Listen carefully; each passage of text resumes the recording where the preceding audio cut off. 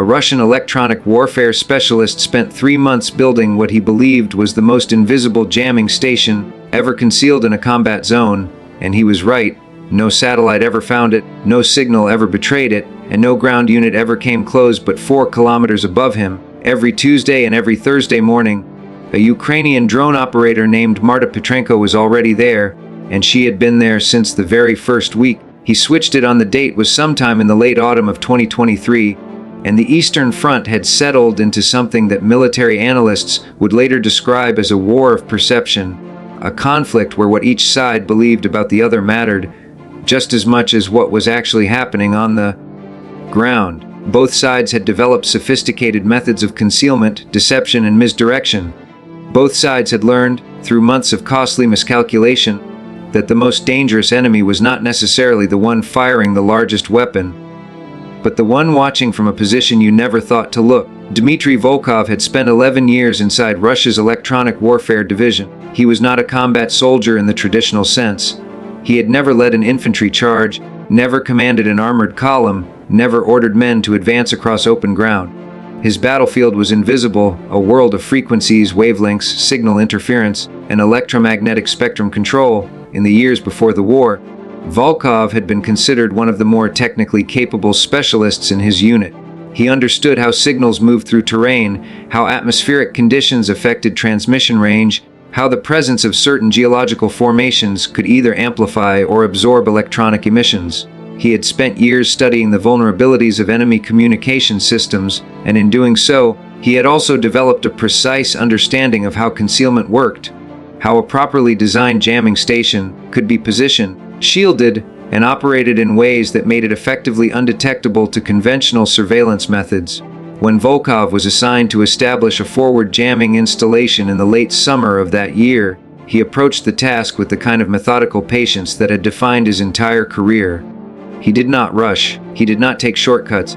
He spent the first 3 weeks conducting what he later described in his operational logs as environmental calibration, a process of studying the local terrain, identifying natural signal absorbing features, measuring the electromagnetic background noise of the surrounding area, and calculating the precise operational parameters that would allow his station to function at maximum effectiveness, while producing the minimum possible detectable signature.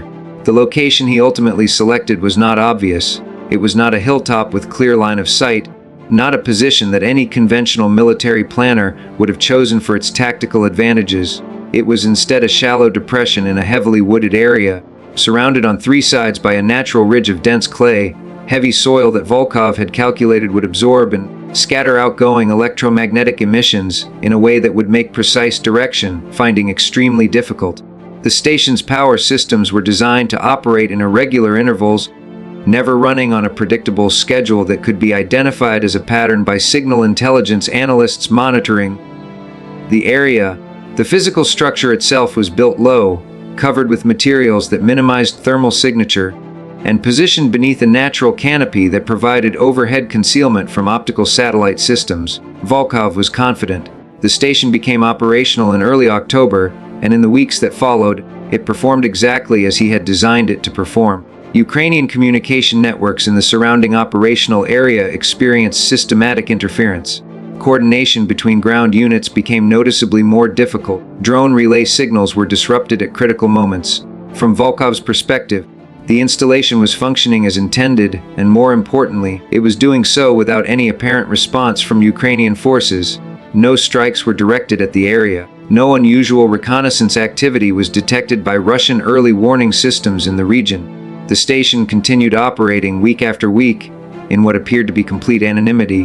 What Volkov did not know, what he had no way of knowing, because nothing in his surveillance data suggested it, was that a Ukrainian drone operator named Marta Petrenko had identified a subtle anomaly in the regional electromagnetic environment during a routine reconnaissance flight in the very first week of October. Petrenko was 26 years old. Before the war, she had been completing a graduate degree in applied physics at a university in central Ukraine. She had joined the military's drone reconnaissance program 18 months earlier, and in that time she had developed a reputation among her colleagues for a particular kind of analytical patience, an ability to sit with incomplete data for extended periods without forcing premature conclusions. to allow patterns to emerge gradually rather than imposing interpretation on them before they were ready to be. The anomaly Petrenko noticed was not dramatic. It was not a clear signal, not an obvious emission, not the kind of electronic signature that would have triggered an automated detection alert. It was something quieter than that, a barely perceptible irregularity in the background electromagnetic noise of the area, the kind of subtle distortion that most analysts would have attributed to natural variation and moved past without a second thought. Petrenko did not move past it. She noted the coordinates, filed a supplementary observation in her mission report, and requested authorization to conduct follow-up reconnaissance of that specific area on a recurring basis. Authorization was granted, and over the following weeks Petrenko established a pattern. Every Tuesday and every Thursday morning, her drone would enter the area at an altitude of approximately 4 kilometers, high enough to remain outside the range of most short-range air defense systems, high enough that the acoustic signature of the aircraft would be indistinguishable from ambient atmospheric noise at ground level. Each pass collected a new layer of data. Petrenko was not looking for the station itself. She was not trying to visually locate a structure or identify a physical installation. She was building a map of the electromagnetic environment, recording micro variations in signal behavior across the area over time, looking for the kind of pattern that only becomes visible when you have enough data points to see the shape of what is hidden beneath the noise. By the 6th week, she had enough. The data, when analyzed across the full timeline of her observations, revealed a coherent pattern of localized electromagnetic behavior that was inconsistent with natural terrain features and inconsistent with any known civilian infrastructure in the area. The pattern suggested a source, a point of origin for the subtle distortions she had been tracking, and that point of origin corresponded to a specific set of coordinates inside the wooded depression that Volkov had selected for its concealment properties. Petrenko submitted her analysis to her commanding officer with a detailed technical report outlining her methodology, her data, and her conclusions. She did not frame it as certainty. She framed it as a probability assessment, a documented pattern of anomalous electromagnetic behavior that, in her, was consistent with the presence of a concealed electronic warfare installation operating at low but detectable power levels. The report moved up the chain of command. It was reviewed by signals intelligence specialists.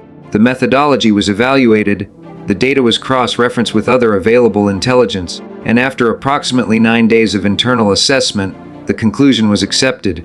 What followed was not immediate. Military decisions of this kind rarely are. There were questions of verification, questions of operational priority, questions about the most effective response given the broader strategic situation in the area. But the intelligence had been generated, the location had been identified, and the information was now part of the operational picture available to Ukrainian planners. Volkov Station continued operating for several more weeks after Petrenko's report was accepted. From his position inside the installation, nothing appeared to have changed. The equipment continued functioning. No strikes came, no unusual activity was detected in the surrounding area. The silence that he had interpreted for months as evidence of his station's invisibility had, in those final weeks, taken on a different meaning, though he had no way of knowing that yet. Military analysts who later studied the case noted several elements they considered significant. The first was the role of methodological patience, the willingness to collect data over an extended period without forcing a conclusion, to allow a pattern to become clear on its own terms rather than imposing interpretation prematurely. The second was the importance of anomaly recognition, the ability to notice something slightly wrong in an environment that appears normal, and to take that slight wrongness seriously rather than dismissing it as noise. The third was the gap between technical sophistication and observational coverage, the recognition that a system can be exceptionally well designed against the threats it was designed to counter, and still remain vulnerable to approaches that fall outside the parameters of its original design assumptions. Volkov had built his concealment protocol against a specific set of detection methods: satellite optical systems, directional signal intelligence, ground-based electronic surveillance. He had not built it against an analyst with a physics background and the patience to map electromagnetic background noise across dozens of flights over a 3-month period. That gap between the threats he had anticipated and the threat that actually materialized was, according to analysts who reviewed the case, the central lesson of the entire episode.